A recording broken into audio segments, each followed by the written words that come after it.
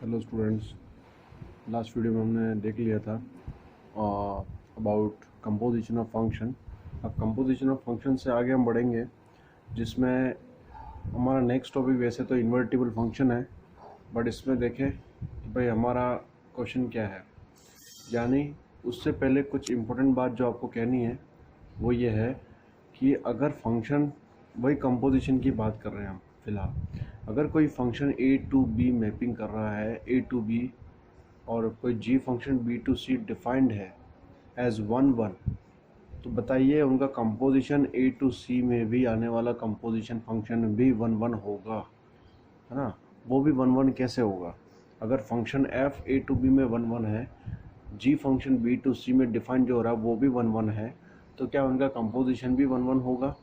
Yes, but कैसे, वो हमें प्रूफ करना है। ओके, लेट्स सी। इसको हम डायग्राम से अगर समझते हैं तो ये कुछ ऐसे कहना चाह रहा है। देखें, ये तो हो गया ए, ये हो गया बी, ये हो गया सी।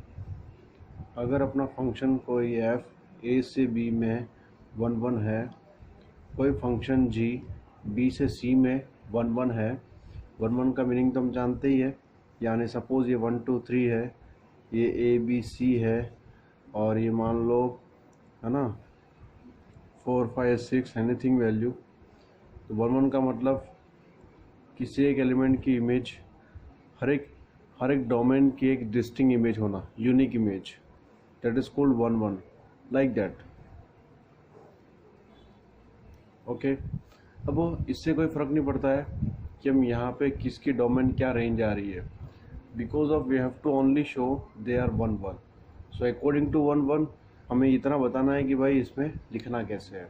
सपोज़ ये फंक्शन वन वन है, जैसा कि दिख रहा है, ये भी वन वन है। ओके, तो वन वन है तो कंपोजिशन वन वन कैसे होगा? ये कंपोजिशन हो गया, और ये कंपोजिशन क्या होगा? गॉफ, हम जानते हैं तो, है ना भाई। ए टू बी हो रहा है, वन वन है, B to C one one है, तो गॉफ भी वन वन होगा।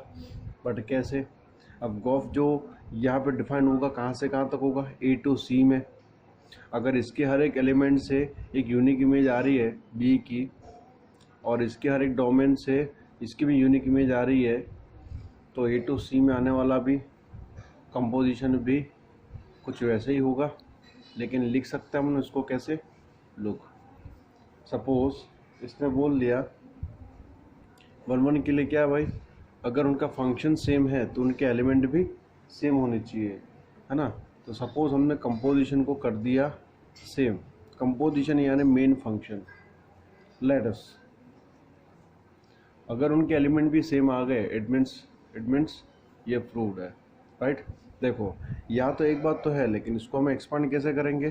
जैसा कि हम जानते हैं कि f of x one and g of f of x one, यानी जी फंक्शन में y की जो इमेज है, y यानी ये y एलिमेंट, यहाँ पे x एलिमेंट, यहाँ पे z एलिमेंट, इसके एलिमेंट z है, इसके एलिमेंट y है, इसके एलिमेंट x है, यानी g ऑफ y, यानी यहाँ पे क्या है? f of x1। g अपने वन वन था ना, g वन वन था, तो यहाँ पे इसका आउटपुट क्या देगा? g of y equals to z, क्योंकि y की इमेज क्या होगी? यहाँ पे z। तो इसी प्रकार से g of a it means 5, g of b that means 4, g of c that means 6। तो कहने का मतलब इसकी हर एक एलिमेंट की एक इमेज अपने को c में मिल रही है g फंक्शन के थ्रू, जो कि डिफाइंड ऑलरेडी वन वन है इसीलिए। तो अब g फंक्शन वन वन है, इसीलिए इसको लिखा जा सकता था, है ना। It is also equal to g of function at that domain, है ना। उस पर डोमेन की आने वाली जो इमेज है वहाँ पे भी इक्वल होगा। तो ये क्या बन जाएगा? It can be write also they can be equal, it means f of x one equals to f of x two also equal, because of function f भी उसके डोमेन, यानी फंक्शन एफ भी वन वन है A से B में। तो ए से बी में फंक्शन एफ अगर वन वन है तो उसके भी एलिमेंट्स क्या होंगे? उसका भी फंक्शन फॉर्म क्या होगा? इक्वल। अगर फंक्शन उसका इक्वल है एफ फंक्शन में, है ना, फंक्शन वैल्यू इक्वल है, इट मीन्स क्या हो जाएगा? x1 equals to x2। Clear? भाई जी फंक्शन अगर इक्वल था क्योंकि ये 1 1 गिवन था, इसलिए ये गिवन है तो उनकी इमेज जी फंक्शन 1 1 होने पर इक्वल होना ही है, इसका फंक्शन वैल्यू इक्वल होना ही है। अगर जी फंक्शन पे अगर उसकी वैल्यू इमेजेस सेम है तो एफ फंक्शन की भी इसकी इमेजेस सेम होगी, क्योंकि ये भी 1 1 था। अगर ये 1 1 है तो ये तभी हो सकता है जब x1 इक्वल्स टू x2 होगा। अगर ये इसकी फंक्शन वैल्यू अगर इक्वल है तो आप यूँ भी समझे, अगर फंक्शन वैल्यू इक्वल है इट मीन्स क्या होगा, x1 इक्वल्स टू x2। तो हैंस प्रूव्ड, ये प्रूव हो गया कि भाई इनका कंपोजिशन भी क्या होगा, 1 1 होगा। Okay, same case onto के लिए देख लेते हैं, देन कैन रिवर्स फॉर्म, उसका कन्वर्स फॉर्म क्या होगा, वो ट्रू होगा या नहीं वो देखना है। ओके, नेक्स्ट ऑन टू के लिए देखते हैं। देखिए ये क्वेश्चन है, वही बात है कि भाई prove that is the function a to b defined and g function b to c onto है is defined onto, then prove that composition of the g and f a to c also onto, ये भी onto है। अब ये बात कैसे proof करें, देखो इसको हम सीधा समझ सकते हैं, कोई ख़ास बात नहीं है, लेकिन ये जो कंसेप्ट है इसको हमें ध्यान में ज़रूर रखना है, क्योंकि इसका यूटिलाइज होगा आगे for invertible function. Invertible function को समझने के लिए इनका यूटिलाइज होगा ही सही, इसलिए ये जो कंटेंट है अपने आप में एक रिमेंबर रखना ज़रूरी है, इसको ध्यान रखना ज़रूरी है ना, जो कि कॉन्सेप्ट क्लियर करेगा। अब सपोज इसने दे रखा है जैसे कि फंक्शन a से b डिफाइंड है, g फंक्शन b से c डिफाइंड है। ओके, अब ऑन टू बोल दिया, इट मीन्स ऑन टू का मतलब इसके बहुत सारे एलिमेंट है, x1 x2 x3 and so on, यानी इसका हर एक एलिमेंट कैसा है, एज x। सिमिलरली इसके भाई इस x1 की इमेज क्या होगी, f ऑफ x1, जिसको रिप्रेजेंट कर सकता है y से, तो इसकी इमेज क्या होगी, f ऑफ x2 यानी y2। Similarly f of x3 यानी y3, यानी ये कोडोमेन क्या है भाई, y, यानी एज रेंज की बात करें तो y ही है, y के ही एलिमेंट आ रहे हैं, हमने इसको सपोज किया है, बट बात तो क्लियर है क्योंकि ये ऑन टू है। ऑन टू इट मीन्स इसके हर एक डोमेन की इमेजेस यहाँ अवेलेबल है, इट मीन्स बी सेट के हर एक एलिमेंट्स की प्री इमेज एग्जिस्ट कर रही है ए सेट में फर्स्ट सेट में। सिमिलरली यहाँ पे भी एग्जिस्ट करेगी सी सेट के हर एक एलिमेंट की, है ना, जिसको हम z मान लेते हैं सपोज, इसकी इमेज y2, g फंक्शन के थ्रू y2 की इमेज क्या लिखी जाएगी, g of y2, that means also z1 z2 like that z3। It means ये सेट z एलिमेंट है, क्लियर है, यानी इसमें एक भी एलिमेंट छूट नहीं रहा है क्योंकि ऑन टू है, ये भी ऑन टू है, तो क्लियर है ना। तो इनका कंपोजिशन भी क्या होगा, ऑन टू ही होगा। लेकिन कैसे, देखो भाई सीधी सी बात है, अगर इसके हर एक एलिमेंट की इमेजेस अवेलेबल है, तो कंपोजिशन यानी गॉफ भी क्या होगा, ऑन टू होगा। लुक कैसे, देखो गॉफ एक्स, कंपोजिशन वैल्यू निकाले इसकी एक्स एलिमेंट पे, इस डोमेन पे, तो क्या हो जाएगा, it can be written f of x,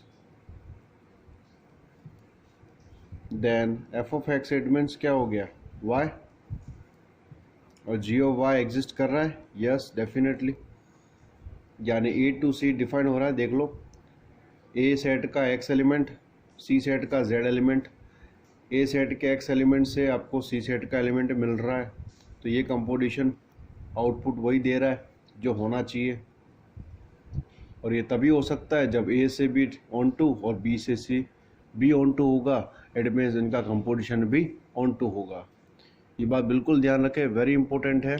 अच्छा, अब इसके कन्वर्ट्स की बात करते हैं, तो कन्वर्ट्स में ये जो कंसेप्ट है वो ज़रूरी नहीं है हमेशा ट्रू हो, converts is not true. Okay, ये केस में ज़रूर है लेकिन इसका कन्वर्ट्स ट्रू नहीं हो सकता, क्योंकि एवरी केसेस में ये ट्रू नहीं होगा। लेट्स राइट इट, इसको नॉट पॉइंट की तरह हम लिख सकते हैं, तो क्या हो जाएगा, ये देखो स्टूडेंट्स, इसमें वही बात मैंने दोहराई है, नोट करके लिखा है, इम्पोर्टेंट वही है जिस तरीके से अभी आपने देखा। If the function A to B and g function B to C defined as one one, अगर वो वन वन की फॉर्म में डिफाइंड है तो क्लियर है कि उनका कंपोजिशन भी ए टू सी सेट में क्या होगा, वो भी वन वन होगा। क्लियर? और कैसे हुआ वो तो भी हमने देख ही लिया है। Similarly second point, if the function A to B and g function B to C defined as onto, ये जिस तरीके से ऑन टू के केस में डिफाइंड है तो क्या उनका कंपोजिशन भी ऑन टू होगा? Yes, that is also will be onto, वो भी ऑन टू होगा। ओके, ये दोनों बात तो हमने देख ली clearly. But important thing is what, ये है क्या है, but it's converts is not true, इसका कन्वर्ट सही ट्रू होना ज़रूरी नहीं है ना। कैसे? सब इसका मीनिंग ये हो गया, if composition A to is defined as one one और ऑन टू, वन वन या फिर ऑन टू के केस में है ना डिफाइंड है ना, अगर वो वन वन है या ऑन टू है तो ज़रूरी नहीं है, not necessary, function A f and function g both will be also one one और ऑन टू, वो भी वन वन ऑन टू हो जाए ऐसा ज़रूरी नहीं है।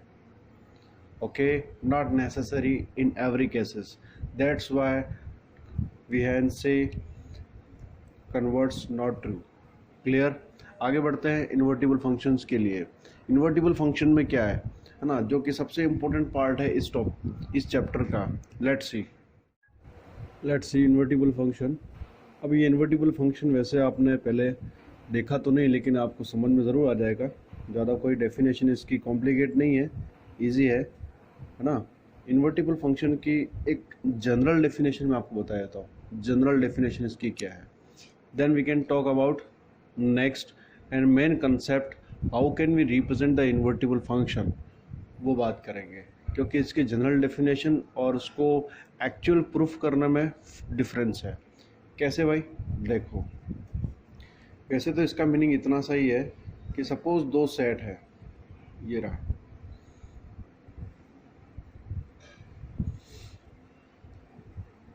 ठीक है, कोई फंक्शन ए से बी डिफाइंड है, डिफाइंड किसी भी तरीके से हो सकता है, as one one, onto, many to one, anything else, है ना। वो फंक्शन किसी भी तरह का फंक्शन यहाँ डिफाइंड हो सकता है ना, 1 2 3, that is called A B C, like that. Okay, सबसे पहले तो मैं बात करूँगा, as you know that the function is defined by the f of x equals to y, the x is okay belongs to first set and where is the y is a part of codomain, okay, as range, है ना, जो इसका output आ रहा है। Okay, तो इसी function को हम डिफाइन करते हैं जब, तो कुछ इस फॉर्म में लिखा जाता है, इसका नोटेशन ये होता है। ओके, तो सपोज आई कंसिडर दैट कि 1 2 3 और ए बी सी ये जो डिफाइंड फॉर्म 1 1 है, सपोज ओके, तो इसका मीनिंग सपोज ये हो गया कि 1 की इमेज ए है, 2 की इमेज बी है, 3 की इमेज सी है। ओके, तो फंक्शन इन्वर्स फंक्शन यानी इन्वर्टिबल फंक्शन तभी कह सकते हैं जब हम इसको राइट कर सकते हैं, प्रेजेंट कर सकते हैं। अब ये कब होगा, सीधी सी बात है। तो as we know that the function A to B defined as suppose 1 1 के फॉर्म में मैंने डिफाइन किया। बिल्कुल मैं सिंपली वे में आपको समझा रहा हूँ, ध्यान से सुने। F of 1 equals to A, f of 2 equals to B, then f of 3 equals to C, लिख सकता हूँ। यस, तो यहाँ पे देखो, अब ये देखो, है ना, तो बात यही थी कि भाई इन्वर्स कब होगा। तो f of x equals to y का मतलब इस एक्स डोमेन की इमेज क्या हो गई, वाई एलिमेंट, जो उसका आउटपुट है। तो इसी आउटपुट को क्या मैं डोमेन बना सकता हूँ? यस, कैसे होगा ये? लाइक दैट, जब इस फंक्शन को मैं इन्वर्स फंक्शन यानी रिवर्स फॉर्म में, जब रिवर्स फॉर्म में डिफाइन करेंगे, है ना, रिवर्स फॉर्म में जब ये डिफाइन होगा, प्रोसेस होगा इसका, तो it can be written as that f inverse of y, that will be x. यानी इसकी बात तो वही होगी ना भाई, एक्स डोमेन की इमेज क्या है, वाई है ना। तो यहाँ कह सकता हूँ वाई की प्री इमेज क्या है, एक्स। जब हम प्री इमेज की बात करेंगे तो क्या लग रहा है, इन्वर्स लग रहा है कि नहीं, ये क्लियर है ना भाई। वाई की प्री इमेज क्या हो गई, एक्स, जहाँ पे एक्स की इमेज क्या है, वाई, वाई की प्री इमेज क्या है, एक्स। तो यही इसी फॉर्म को जब हम कन्वर्ट्स फॉर्म में रिप्रेजेंट करेंगे वही इसका इन्वर्टिबल फॉर्म हो जाता है ना, लाइक दैट। तो ये हो गया, इसको इन्वर्स में लिखेंगे तो F inverse A that is 1, क्योंकि इससे क्लियर हो गया कि जिस तरीके से 1 की इमेज ए है, इट मीन्स ए की प्री इमेज क्या है, 1, कन्वर्स फॉर्म में है ना। उल्टा उसी प्रोसेस को हम उल्टा, यानी उसका प्रोसेस उल्टा हो गया। जब उल्टा प्रोसेस हो गया तो हम उसको रीड कैसे करेंगे, वही है ना, ए की प्री इमेज क्या है, 1, तो उसको राइट कैसे करना, रीड तो कर लिया, और राइट हम इस तरीके से लिख सकते हैं। ये जो राइट रिटर्न फॉर्म है ना, इसी रिटर्न फॉर्म को उस जब तक हम फंक्शन बोल रहे थे, फंक्शन ऑफ 1, दैट मीन्स अब now it is cold F inverse of A that is 1, उसका इन्वर्स फॉर्म हो गया ना, जो कि क्लियर करता है ए के प्री इमेज 1 है। तो उसी तरीके से हम लिख सकते हैं f inverse B equals to 2, f inverse C equals to 3, hence get it. So ये जो फॉर्मेट है, इसी फॉर्मेट को हम क्या बोलते हैं, inverse function. But inverse function है ना, प्रूफ करने के लिए ये इतना काफ़ी नहीं होता है ना। इसको प्रूफ करने का कंसेप्ट थोड़ा सा हमें और ब्रीफली समझना होगा, वो क्या है देखते हैं। बट ये इसके जनरल इसका इंट्रोडक्शन है, डेफिनेशन कह सकते हैं। Okay, let's see more. Dear students, इसमें इन्वर्टिबल से पहले एक बात करनी थी आपसे, आइडेंटिटी फंक्शन है ना। आपने आइडेंटिटी रिलेशन का नाम तो सुना ही था, है ना। वैसे आइडेंटिटी फंक्शन भी होगा, इसी अगर रिलेशन है तो फंक्शन तो होना ही है ना। तब आपको शायद इस बारे में बताया होगा या फिर नहीं बताया होगा, बट देख लो क्योंकि इसका रोल है, इम्पोर्टेंट है ये। आइडेंटिटी फंक्शन वैसे होता क्या है, वही है डेफिनेशन तो जो रिलेशन में थी, क्या थी, लुक, है ना। If a function A to B defined, it's called identity function. ये आइडेंटिटी फंक्शन होगा, लेकिन कब, इफ उसका जो इनपुट करने वाला जो डोमेन है वही क्या होगा, आउटपुट, यानी जो आपने इनपुट किया है वही आउटपुट होगा। यानी जो इनपुट है उसी का रिलेशन क्या है ना, सेम। भाई आपको डेफिनेशन याद कराऊं, भाई आइडेंटिटी रिलेशन क्या था, and relation in which the every element of the domain which is a relate to itself relation, only and only itself, not reflexive। याद आया, वही बात यहाँ पे है कि जो आपने इनपुट किया वही आउटपुट आ रहा है। यानी it can be written as this f of x equals to x. Clear है ना। तो यहाँ बी भी क्या है, सेम सेट होगा ना, सेम सेट हो गया, तो x belongs to A. Clear, example बता दूँ इसका, देखो एग्जाम्पल देखते हैं इसका, है ना। तो आइडेंटिटी फंक्शन भी क्लियर हो जाएगा, जो क्या है इसका आगे। ये देखो, ये इसका एग्जाम्पल है, ठीक है। इसमें function of x equals to x, अभी बताया आपको, वही है function A to same set में डिफाइंड होगा तभी वो आइडेंटिटी फंक्शन होगा। इट मीन्स जो इनपुट कर रहा है वही आउटपुट आ रहा है। सपोज आप 2 इनपुट कर रहे हो तो 2 आउटपुट, सपोज आप 3 इनपुट कर रहे हो तो 3 आउटपुट, सपोज आप 4 इनपुट कर रहे हो तो 4 output, so on. It's called what, जिसकी इमेज इटसेल्फ हो, itself relation, that is function defined as identity function. Clear है। तो आइडेंटिटी फंक्शन को है ना हम ऐसे भी डिफाइन करते हैं, और इसके कंपोजिशन में इसका फॉर्म क्या होगा, कंपोजिशन भी में भी कुछ ऐसे ही लिखा जाएगा। बट आइडेंटिटी फंक्शन को हम है ना, it's called by the I, capital I से हम डिफाइन करते हैं आइडेंटिटी फंक्शन को। जहाँ पे भी आइडेंटिटी फंक्शन प्रूफ होता है कैपिटल आई से डिफाइन करते हैं। ओके, जहाँ पे इसका डोमेन क्या आ रहा है, वही फर्स्ट सेट ही आ रहा है, दैट मीन्स कॉल्ड है ना, that is equals to I A. Because of identity तो दे ही रहा है, और जहाँ पे आइडेंटिटी डोमेन क्या है वही फर्स्ट सेट ही होता है। जो फर्स्ट सेट में आपने इनपुट किया डोमेन वही आउटपुट आ रहा है, it means it can be written like that. Okay, अब इसका कंपोजिशन फॉर्म देखें। कंपोजिशन फॉर्म क्या होगा, और कंपोजिशन के साथ साथ में ही हम इन्वर्टिबल पे हम कंसेप्ट इन्वर्टिबल रिगार्डिंग ही है वो जो इसका एग्जाम्पल है, तो इसी के साथ में हम इन्वर्टिबल पे आ जाएंगे। इन्वर्टिबल क्या है, जो इसी से रिगार्डिंग एक एग्जाम्पल के थ्रू मैं आपको इन्वर्टिबल पे लाता हूँ। ओके, एग्जाम्पल देखते हैं क्या है। देखो ये कोई एग्जाम्पल है, ठीक है। इस एग्जाम्पल में लिखा है function A to B, I mean x set से वाई सेट में डिफाइंड है, और यहाँ पे ये जो एक्स सेट है 1 2 3, वाई सेट है A B C. Suppose that defined as 1 1 and on 2, ये एज 1 1 ऑन 2 की फॉर्म में डिफाइंड है, ठीक है। 1 1 तो है ही, ऑन 2 भी है। ओके, जहाँ पे 1 की इमेज ए, 2 की इमेज बी, 3 की इमेज सी आ रही है। तो प्रूफ करना है कि suppose g function A B C से 1 2 3 है ना, कुछ आप वही बात जो मैं दोहरा रहा था पहले आपको जनरल इंट्रोडक्शन में दिया था, क्योंकि हम इन्वर्टिबल पे आ रहे हैं ना, इसीलिए रिवर्स फॉर्म में है ना, उसका रिवर्स फॉर्म में फंक्शन क्या हो जाएगा, it's called by the g, not f inverse. इसको जी से कॉल किया गया है, जो कि एफ इनवर्स की फॉर्म में है ना लिखा जाएगा, और उसको हम अनदर फंक्शन की ओके फॉर्म में भी इसको नॉट एज ए नोटेशन में रिप्रेजेंट कर सकते हैं। तो रिवर्स फॉर्म में ए बी सी टू 1 2 3 यहाँ डिफाइंड है, जो कि एग्जिस्ट करता है g o f equals to g o f which is exist identity function, okay, at x domain, and f o g exist identity function same that at y, okay, at y and at is x. अब इसको हम proof कैसे करें कि भाई यहाँ पे गॉफ आइडेंटिटी ये दे रहा है एट एक्स पे, फॉग दे रहा है identity same function at y पे, ठीक है।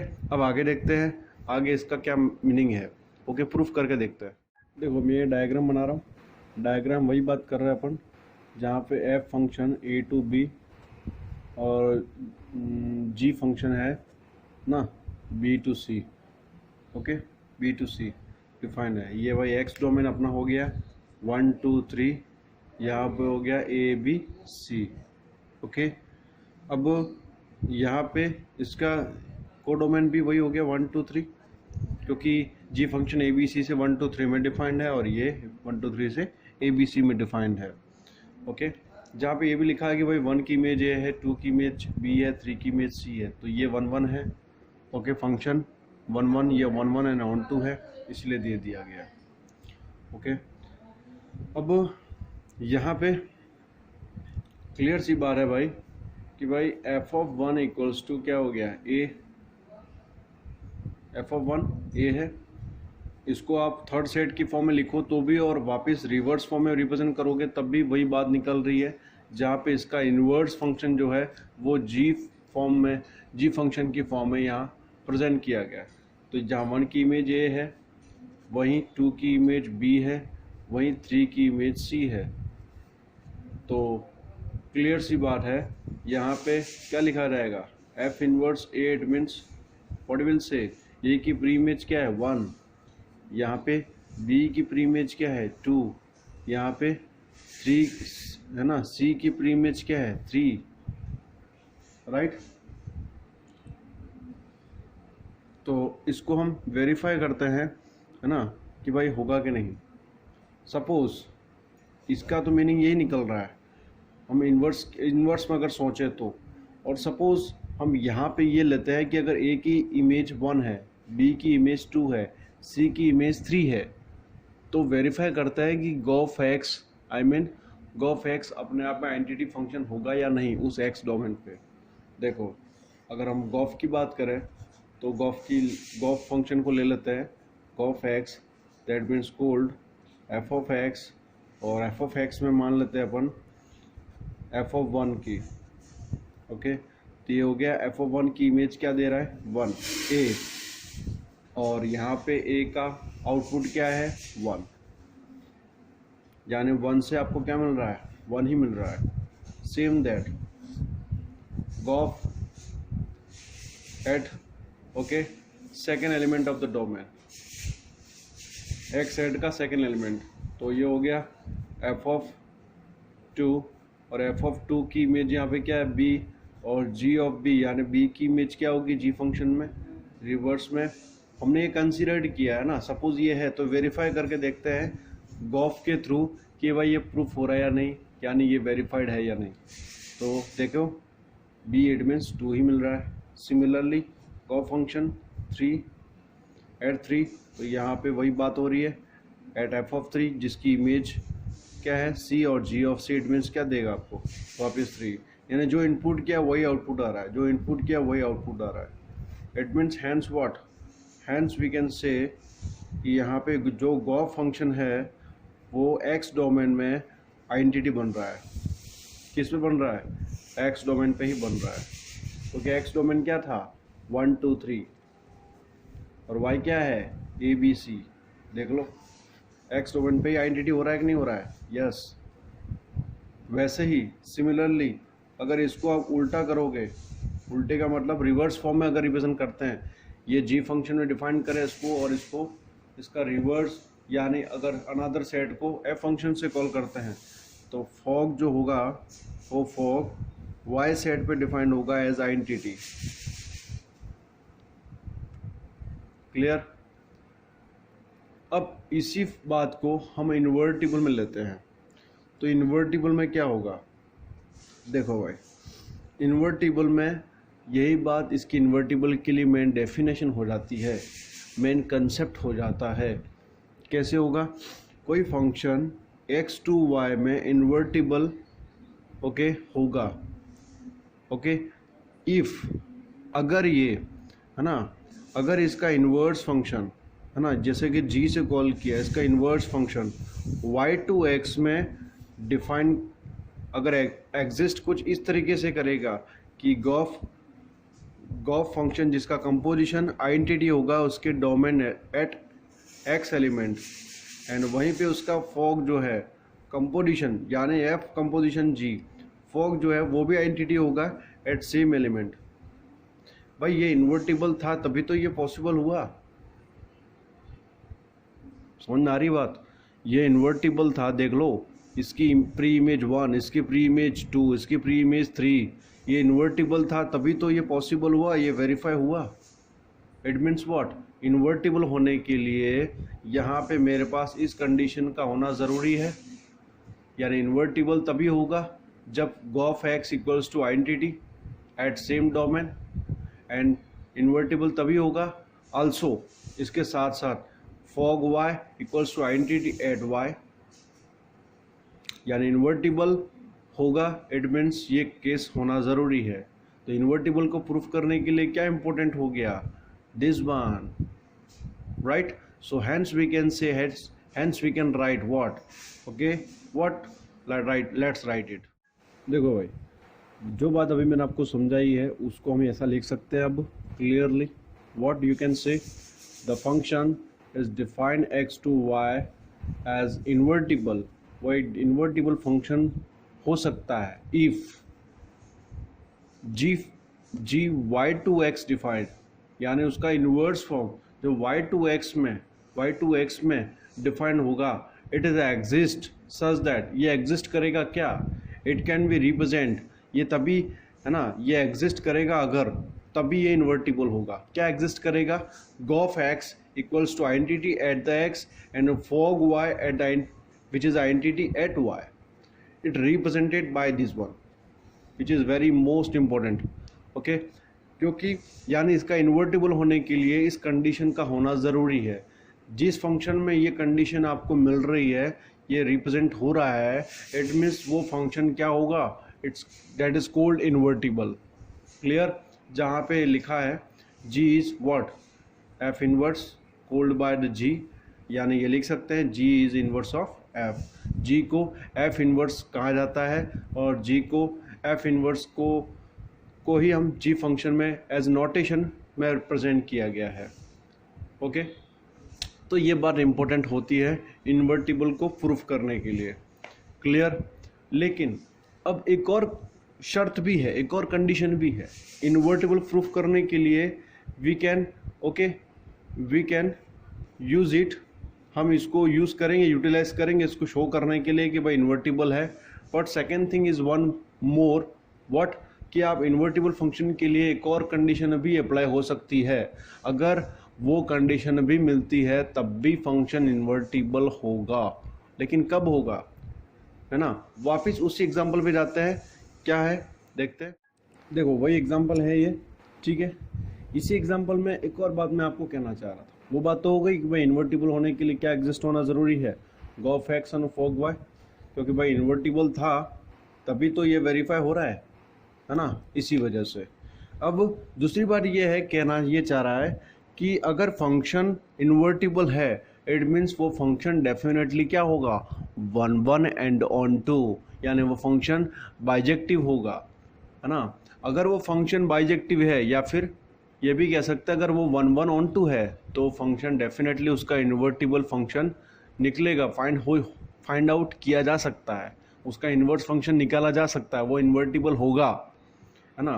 तो एक बार तो ये देखें कि अगर ये फंक्शन इन्वर्टिबल है, प्रूफ हो गया इन्वर्टिबल है। तो ये भी चेक करो साथ में कि क्या ये 1 1 ऑन 2 है, यस। ये तो पहले से उस एग्जाम्पल में क्लियर था कि ये फंक्शन 1 1 ऑन 2 है। कैसे भाई, देख लो ये 1 1 है ही सही, 1 1 है ही सही, है ना। और ऑन टू वही कि भाई इसके हर एक, इसका जो बी सेट है यानी जो सेकंड सेट का हर एक एलिमेंट की प्री इमेज यहाँ अवेलेबल है। अच्छा, पहली बात तो ये है कि अगर अवेलेबल ही ना होती, ये ऑन टू नहीं होता सपोज, तो क्या उसका इन्वर्टिबल लिखा जा सकता था क्या? नो। सपोज यह डी होता, ओके, तो आप कहते हैं कि भाई उस डी की प्री इमेज क्या होगी, नथिंग। अब प्री इमेज ही नहीं है तो भाई उसका इन्वर्टिबल क्या होगा, कुछ भी नहीं। तो इन्वर्टिबल फंक्शन तो, है ना, रॉन्ग हो गया ना भाई, इन्वर्टिबल होगा ही नहीं। तो जब इन्वर्टिबल कब नहीं होगा, है ना, जब ये ऑन टू नहीं होगा, यानी ये ऑन टू होगा तभी तो इन्वर्टिबल होगा। बात क्लियर हो रही है ना, समझ में आ रही है भाई। इसका प्री इमेज हो ही नहीं सकती, जब प्री इमेज ही नहीं है तो इन्वर्टिबल फंक्शन कैसे डिफाइन होगा? इन्वर्टिबल तभी डिफाइन होगा जब हर एक एलिमेंट के लिए उसकी प्री इमेज वहाँ पे अवेलेबल हो। तो हर एक एलिमेंट को हम रिप्रेजेंट कर सकते हैं लाइक दैट, हर एक इमेज को, हर एक एलिमेंट को, सेकंड सेट के हर एक एलिमेंट को हम इस तरीके से डिफाइन कर सकते हैं एज इनवर्स फॉर्म, तभी ये क्या होगा, है ना, इन्वर्टिबल होगा। तो इसके लिए क्या होना ज़रूरी हो गया, onto. So hence we can say what, है ना। इसके बावजूद भी हम एक एग्जांपल देख लेते हैं, ये बात क्लियर हो जाना ज़रूरी है। या ओके, सेकंड थिंग तो हो गई clear. F is invertible when f is a, if f is invertible then f is a necessarily 1 1 on 2, है ना। इन्वर्टिबल है तो वो डेफिनेटली 1 1 ऑन 2 होगा ही सही। और या फिर कन्वर्स ऑल्सो ट्रू का मीनिंग क्या हो गया कि अगर वो 1 1 ऑन 2 है तो फंक्शन क्या होगा, इन्वर्टिबल। ओके, यानी दोनों में से कोई भी अल्टरनेट मेथड से हम उस फंक्शन को इन्वर्टिबल शो कर सकते हैं, प्रूफ कर सकते हैं। या तो आप गॉफ एक्स फॉग वाई से उसको शो कर सकते हैं, या फिर 1 1 ऑन 2 प्रूफ करके भी हम बोल सकते हैं कि वो इन्वर्टिबल होगा। Let's see one example. Okay, एक एग्जांपल है, देखें। कोई फंक्शन रियल टू रियल में डिफाइंड है, function is given 4x+3, okay, and that is real number domain और टू रेंज को डोमेन दोनों रियल के सेट है, डोमेन एंड को डोमेन दोनों रियल के सेट है। अब एक बार तो हम ये शो कर देते हैं भाई 1 1 होगा या नहीं होगा, और 1 1 तो होगा ही, प्रूफ करना है एडमिन्स। तो इन्वर्टिबल करने के लिए हम 1 1 ऑन 2 को प्रूफ करके, शो करके भी हम इसको इन्वर्टिबल प्रूफ कर सकते हैं, जैसा कि बोला है। तो देखते हैं। Okay, let us take it, suppose x1 और x2 दो रियल नंबर के एलिमेंट है, और सपोज मैंने दोनों एलिमेंट को क्या ले लिया, दोनों इक्वल है। If x1 equals to x2, तो क्या उनका 4 टाइम्स भी उनका इक्वल ही होगा, तब भी एलिमेंट का आउटपुट सेम होगा? यस। अगर दो एक इक्वल एलिमेंट है, दो रियल इक्वल एलिमेंट है ना, तो उनका 4 मल्टीप्लाई करने पर भी एलिमेंट तो वही रहेगा, अगर सेम है तो। सेम आउटपुट में ऐड कर दिया जाए 3, सेम आउटपुट में 3 ऐड कर दिया जाए तो बैलेंस ही रहेगा ये, यस, तब भी बैलेंस है। इट मीन्स ये तो क्या बन गया, ये तो फंक्शन की फॉर्म में कन्वर्ट हो गया। तो यही तो बात हमें करनी थी, क्या, कि 1 1 करने के लिए, शो करने के लिए what we have okay need to find, हमें क्या फाइंड करने की ज़रूरत है। तो सीधी सी बात है, इसके डेफिनेशन यही है कि अगर एलिमेंट सेम है तो उनकी इमेज का सेम होना ज़रूरी है। अगर इमेज सेम है तो एलिमेंट का सेम होना ज़रूरी है, ये 1 1 शो करता है। तो ये तो 1 हो गया, okay, so it is a 1 1। Clear. अब जब ऑन टू हो जाएगा तो अपना काम पूरा हो जाएगा। अब ऑन टू को कैसे शो करेंगे, look, y equal to f of x equals to 4x plus 3, then we can write as you know that y equals to 4x plus 3। अब आपको एक बात बताई थी मैंने ऑन टू के लिए, ओके, कि ऑन टू को शो करने के लिए हमें डेफिनेशन क्या है कि y इट मीन्स को डोमेन, इसकी को डोमेन के हर एक एलिमेंट की प्री इमेज डोमेन में होना ज़रूरी है, ये चेक करना है। So we have to find like a way of, okay, method of range. जिस तरीके से हम मेथड रेंज फाइंड आउट करते हैं, वैसे ही ऑन टू का मेथड भी वही है। रेंज फाइंड आउट करने के लिए भी यही प्रोसेस होता है, क्या कि दिए गए फंक्शन को हमें क्या करना है, y के टर्म में चेंज करना है, y के टर्म में, है ना, y के टर्म में चेंज करोगे आप, है ना, तो y के टर्म में आपने चेंज कर दिया, देन क्या चेक करना है कि आपको ये चेक करना है, जैसे y के टर्म में चेंज कर दिया, all the possible value of y, वो सभी y की पॉसिबल वैल्यूज देखनी है जो उस सेट से बिलोंग करती है। जैसे आपने काम वही होगा जिस तरीके से आप डोमेन के लिए करते हो ना, कि भाई क्या क्या पॉसिबल इनपुट वैल्यूज़ हो सकती है, तो आप इनपुट करके देख रहे हो, सिंपली पॉलिनोमियल है तो ऑल रियल नंबर्स होंगे, है ना, और यहाँ पे भी ये सिंपल अपने आप में एक फंक्शन ही है जहाँ पे किसी भी पॉइंट पे ये नॉट डिफाइन नहीं हो रहा है एलिमेंट्स, ओके, बट ये देखना है कि पॉसिबल वैल्यूज़ क्या क्या है वाई की, तो वो तो रियल ही है क्योंकि रियल से ही बिलोंग करता है। बट ये देखना है कि क्या हर एक रियल के लिए यहाँ प्री इमेज एग्जिस्ट हो सकती है, यानी अवेलेबल है। यस, फंक्शन देखने पर ही समझ में आ रहा है, जहाँ पे y रियल से बिलोंग करता है एंड x भी रियल से बिलोंग करता है कि नहीं। यस, ठीक है, तो ये क्या हो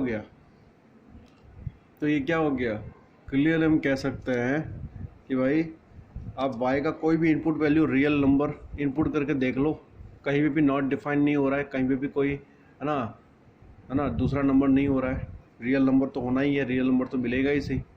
सो हैंस वी कैन से ये क्या होगा, ऑन टू होगा ही सही। क्लियर है ना, हर एक एवरी रियल पे इसकी प्री इमेज अवेलेबल है, क्योंकि कुछ भी रियल इनपुट करो रियल ही मिलेगा, और रियल मिल रहा है, इट मीन्स क्या है, ये ऑन टू है। सो 1 1 ऑन टू हो गया, it means what you can से इज अ इन्वर्टिबल। ये फंक्शन क्या प्रूफ हो गया, इन्वर्टिबल। क्लियर। लेकिन दूसरा क्वेश्चन ये भी है कि इसका इन्वर्स फंक्शन क्या होगा। देखो भाई, इसका इन्वर्स फंक्शन तो वही है जो x आपको दे रहा है, क्योंकि as you know that f of x equals to y है, तो x इक्वल्स टू क्या हो जाएगा, f inverse y in terms of y, तभी तो f इन्वर्स होगा।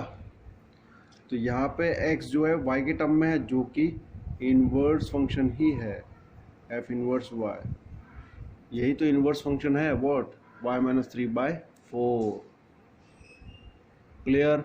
एक बार पोस्ट करके इसको दोबारा रिपीट करें, ये एग्जांपल बेहतरीन था, और गॉफ एक्स फॉग वाई वाला नेक्स्ट एग्जांपल नेक्स्ट वीडियो में मैं आपको ज़रूर सेंड करूँगा 2-4 एग्जांपल के साथ में, ओके।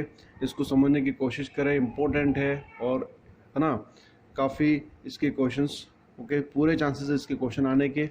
और इस वीडियो को ज़रूर शेयर करें और सब्सक्राइब भी करें तो बेहतर है आपके लिए, टाइम टू टाइम आपको वीडियोस मिलते रहेंगे, ओके। थैंक्स।